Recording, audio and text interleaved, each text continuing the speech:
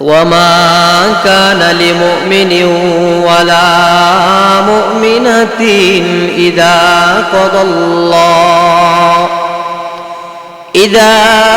قضى الله ورسوله أمرا أن يكون لهم الخيرى আল্লাহ রব্বুল আলামিন পবিত্র কোরআনের মধ্যে ঘোষণা করেন, আল্লাহ রব্বুল আলামিন বলেন, ও আমার বান্দা, আমি আল্লাহ জানিয়ে দিলাম বান্দারে,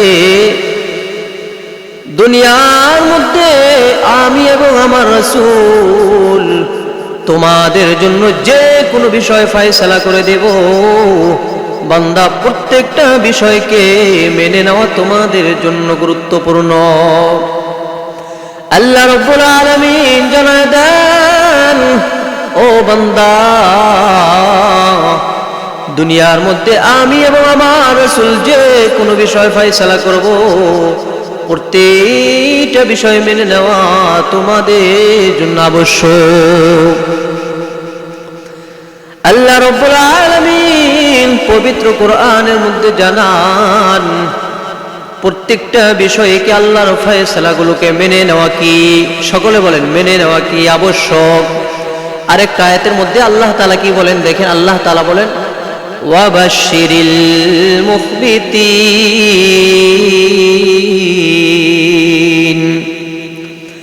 আল্লাহ রাব্বুল আলামিন কবি পবিত্র কালামুল্লাহর মধ্যে জানায় দেন, আমার বান্দারা,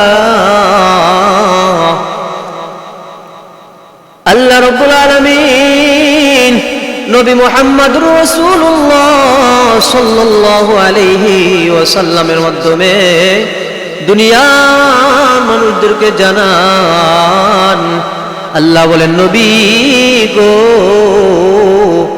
আপনি উম্মতদেরকে জানিয়ে দেন, ওয়াবাশশিরিল মুখবিতিন, ও নবী, মুখবিতিন যারা হবে দুনিয়ার জমিনে, দুনিয়ার মধ্যে যারা মুখবিতিন হবে, নবী জানিয়ে দেন, ওই মুখবিতিনদেরকে আপনি সুসংবাদ দিয়া দেন। সুবহানাল্লাহ, কি বলেছেন আল্লাহ? আল্লাহ বলেছেন, ও বান্দা, এই দুনিয়ার মধ্যে যারা মুখবিতিন হবে, আমি আল্লাহ তোমাদেরকে সুসংবাদ দিয়ে দিলাম। সুবহানাল্লাহ। এবার আসেন, মুখবিতিন কারা? মুখবিতিন কারা জানতে হবে না? আল্লাহ কোরআনের মধ্যে বললেন মুখবিতিন। মুখবিতিন কারা? তাফসীরের মধ্যে আসছে মুখবিতিন কারা।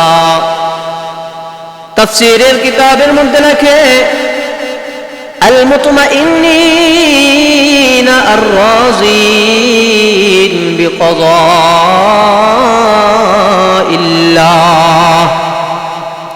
তাফসীরের কিতাবের মধ্যে লেখা হয়, দুনিয়ার জমিনে মুখবিতিন কারা? মুখবিতিন আমার আল্লাহ জানান, মুখবিতিনদেরকে সুসংবাদ দিতে বললেন। মুখবিতিন কারা? তাফসীরের কিতাবের মধ্যে লেখা হয়, যারা আল্লাহ এবং রাসূলের ফয়সালাগুলোকে অন্তরের মধ্যে আনন্দ চিত্তে আল্লাহর ফয়সালাগুলোকে মেনে নেবে, ওই বান্দাই হলো মুখবিতিন। তো আমরা শুনলাম কোরআনের মধ্যে আল্লাহ তাআলা বললেন যে আল্লাহর ফয়সালাগুলোকে মেনে নিতে হবে। এবার আসেন হাদিসের মধ্যে নবী আলাইহিস সালাম কি বলেন।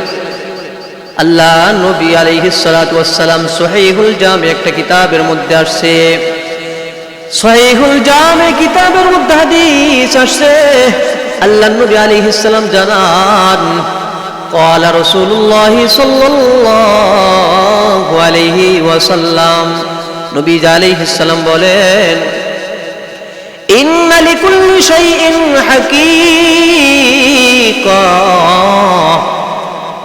আল্লাহ নবী বলেন, ও আমার উম্মতের দল,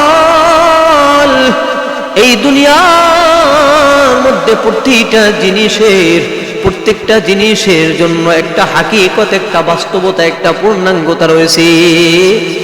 উম্মত রে, প্রত্যেকটা জিনিসের একটা পূর্ণাঙ্গতা রয়েছে।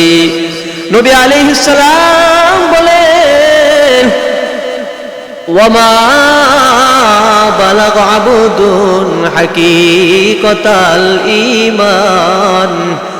আমার উম্মতের দল, প্রত্যেকটা জিনিসের পূর্ণাঙ্গতা রয়েছে।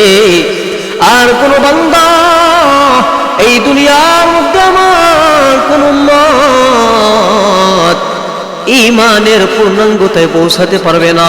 কি বলেছেন নবী? নবী বলেন, কোন উম্মত ঈমানের পূর্ণাঙ্গতায় পৌঁছাতে পারবে না যতক্ষণ না পর্যন্ত, নবী আলাইহিস সালাম বলেন, হাত্তা মা আসাবাহু শাইউন লাম ইয়াকুন লিউখতিআহু ওয়া মা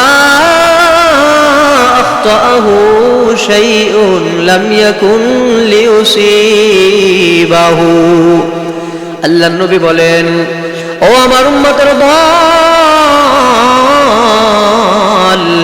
এই দুনিয়ার মধ্যে কোনো বান্দা ঈমানের পূর্ণাঙ্গতায় পৌঁছাতে পারবে না যতক্ষণ না পর্যন্ত ওই বান্দার জীবনে যত বিপদ আপদ আসবে, ওই বান্দার জীবনে যত মুসিবত আসবে, ওই বান্দার জীবনে যতগুলো বিপদ আপদ আপতিত হবে, ওই বিপদগুলোকে আল্লাহর ফয়সালা হিসাবে মেনে না নিবি। কি বলেছেন নবী? বলেন, যতক্ষণ পর্যন্ত বিপদগুলোকে আল্লাহর ফয়সালা হিসাবে মেনে না নিবে, ততক্ষণ পর্যন্ত কোন বান্দা ঈমানে পূর্ণাঙ্গতায় পৌঁছাতে পারবে না। নবী আলাইহিস সালাম আরেকটা হাদিসের মধ্যে জানান, সুনানুত তিরমিজি কিতাবের মধ্যে হাদিস আসছে, নবী আলাইহিস সালাম বলেন, ইন্না ইজামাল জাযাই মা ইজামিল বালা। নবী আলাইহিস সালাম বলেন, আমার উম্মতের দল, এই দুনিয়ার মধ্যে যত বড় বিপদে যে বান্দা পড়বে, নবী কি বলছেন লক্ষ্য করেন। নবী বলেন, দুনিয়ার মধ্যে যে বান্দা যত বড় বড় বিপদের মধ্যে পড়বে, কিয়ামতের ময়দানে আমার আল্লাহ ওই বান্দাকে তত বড় ফজিলত দান করবেন। সুবহানাল্লাহ।